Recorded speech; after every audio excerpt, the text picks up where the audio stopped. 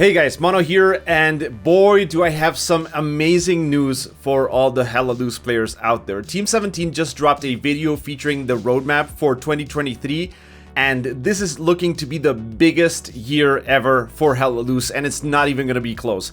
They announced new factions, new maps, new game modes, and a whole lot more. So this roadmap is divided into several different months. There are several major updates coming this year, at least 3 of them corresponding to June, July, and December, which is absolutely insane because we used to get an update maybe every 7 months. So getting 3 or 4 in a 6-month period sounds absolutely amazing. This is going to be absolutely insane. If you've been following this game for the past few years, you're gonna get your mind blown by how much content they are adding to the game, as well as quality of life features and more improvements. In this video, they didn't go over every single detail because they had so many things to talk about. But yeah, I'm gonna show some of the old roadmaps here on the screen and you'll see what I mean.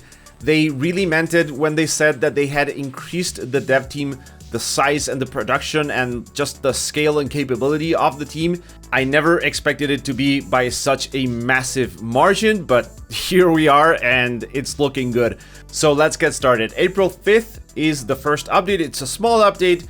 I've gone over this in some previous videos already. It's just bringing a bunch of small fixes. They are bringing back Kursk, which is currently broken and can't run without crashing the game both on PC and console. So they're bringing back that map. And they're also adding some gameplay analytic tools to basically help them understand what the player experience is like.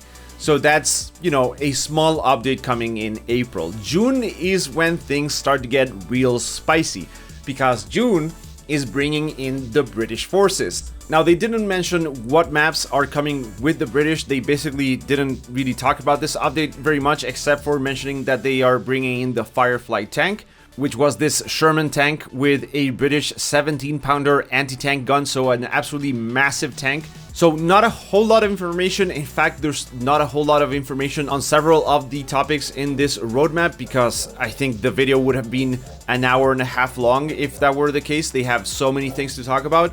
But with the update in June, they are also looking to improve player locomotion, aiming specifically at fixing the vaulting mechanics or the mantling mechanics. I personally don't really have an issue with them. I know sometimes they get janky.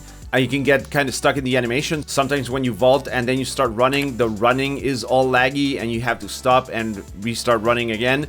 So, they are looking to fix that. I don't think it's a massive issue, but every quality of life fix is obviously welcome.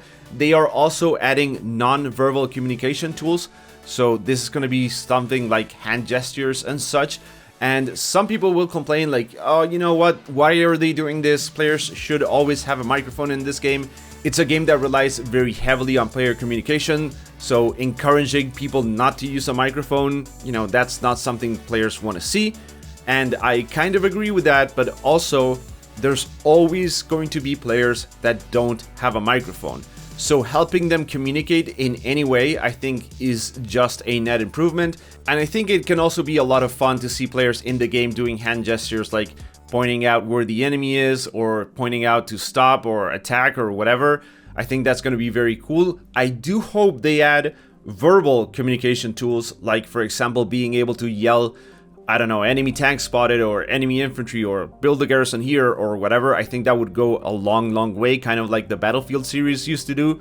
They also talked about map refreshes coming in June to the most played maps. I don't know what those maps are, but they are looking to improve the lighting and add extra atmospherics, which I believe refers to the stuff like the planes fighting in midair that you see in most of the maps and stuff like that, like the explosions on the sky. So I'm very curious to see what that even means, but anything that improves the visual and atmosphere of the game I think will be very well received. They are also updating the in-game reporting tools. I think this is mostly for console, for, being able to report a player or kick him or ban him or whatever. We already kind of have that on PC. In most servers, you can just call an admin and stuff like that. So I think this will be a big deal for console players mostly. And they also talked about free DLC and premium DLC coming in this June update.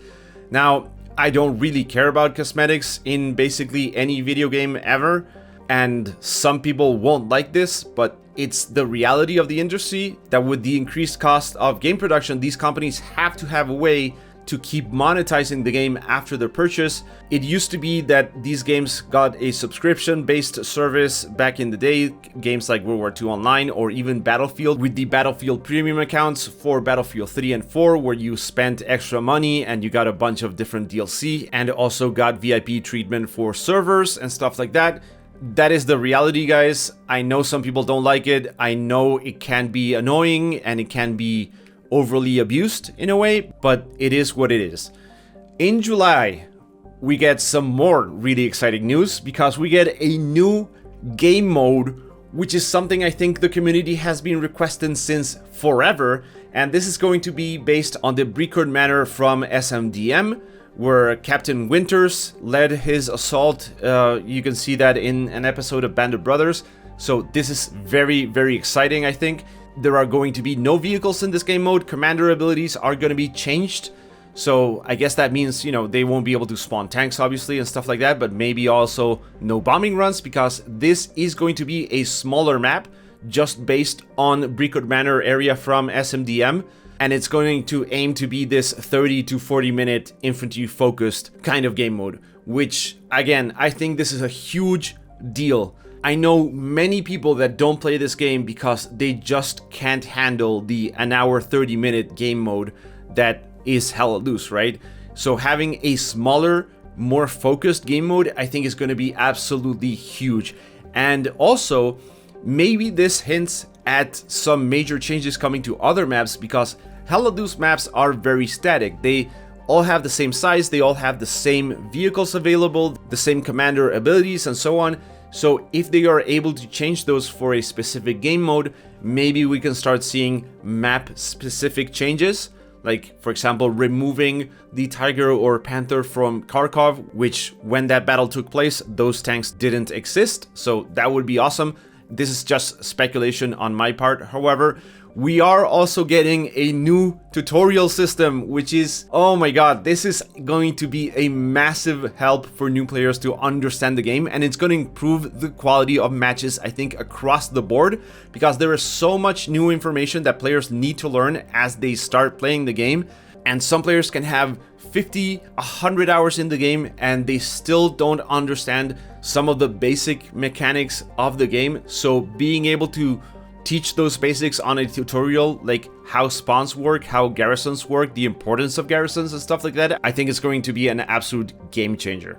September sees a more minor update than the ones in June and July, with the game going to the Windows 10 store, which whatever, and it's also going to be ported to Steam Deck. And I have mixed feelings about this, and I think most people will as well.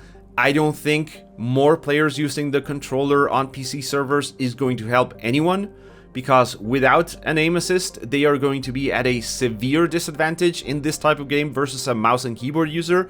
And with aim assist, you risk giving controllers an advantage over mouse and keyboard, which would absolutely suck.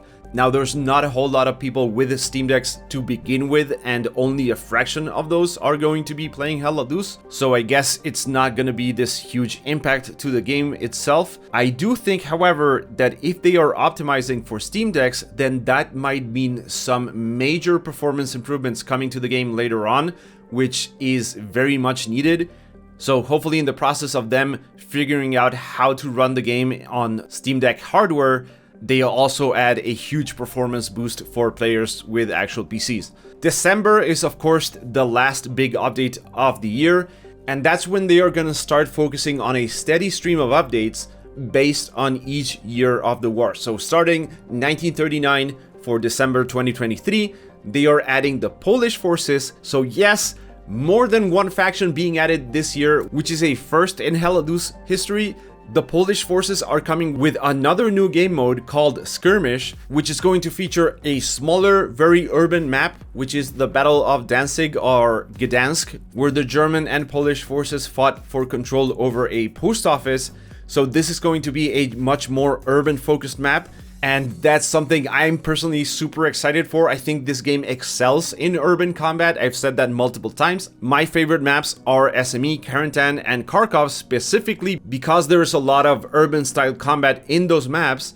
So I think seeing a new game mode that's focused on that urban style combat is going to be absolutely amazing. Now, again, no real information on how each of these game modes are going to work. Like what's going to be different between the objective game mode for the Brecourt Manor map and the skirmish mode for this map. We don't know that yet. Hopefully we get some new information about that soon. We are also getting a Winter War map featuring Finland and the Soviet Union. So that totals at least 3 new maps coming this year for the specific game modes themselves, as well as 3 different factions. I'm pretty sure the Polish won't have vehicles because the game mode itself won't have vehicles. So who knows what happens there, or if they're gonna add more vehicles for those factions and maps in the future. I don't know that yet. Again, that's something they didn't really talk about. They also mentioned new gameplay features. They didn't expand on that, but that's something I think we can all get really excited for. And I think I actually skipped this, but they did mention new German units. Specifically, they talked about a new German artillery unit. So maybe this is the year where we finally see the artillery get changed from the static guns in the headquarters to deployable mortar teams or something like that. I hope that's the case. Though again, I don't have the specific information on that. They didn't mention that. Lastly, they talked about having dynamic weather for maps. So stuff like, for example, a snowstorm coming in and changing the visibility that you have and stuff like that, which, again, I'm really excited for this. This is going to be a really massive year for HELLADUS. There's some stuff in the roadmap that they didn't really talk about. There's a new clan system. They didn't mention that at all. They didn't talk about the server browser. I think that's a feature that they just can't roll out yet. I know that they are working on improving matchmaking features for console, but I think the server browser, due to the nature of crossplay between consoles and so on, I think that's something that they are having more issues with than they previously anticipated. So who knows if or when that feature is coming. And that's kind of it, guys. I'm personally very, very excited about this. I didn't expect this year to feature so many updates, so much new content coming in. I think I'm more excited than ever about the feature of HELLADUS. Just the idea of this game having a tutorial it's something that seemed like it was never going to happen, and now to see it officially on a roadmap, I think that's going to be a massive change, a massive improvement for the player base. And I can't wait to try out the new game modes, because the idea of smaller, shorter HELLADUS matches is extremely appealing to me, and I know it will also appeal to a bunch of new players.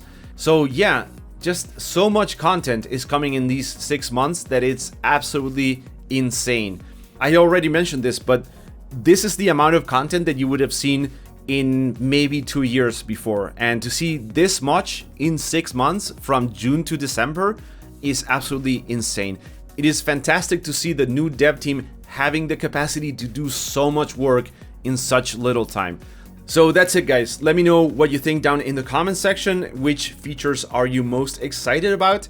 And as always, if you enjoyed the video, then please give it a like. Think about subscribing to the channel for more. And as always, thank you for watching, and I hope I will catch you in the next one.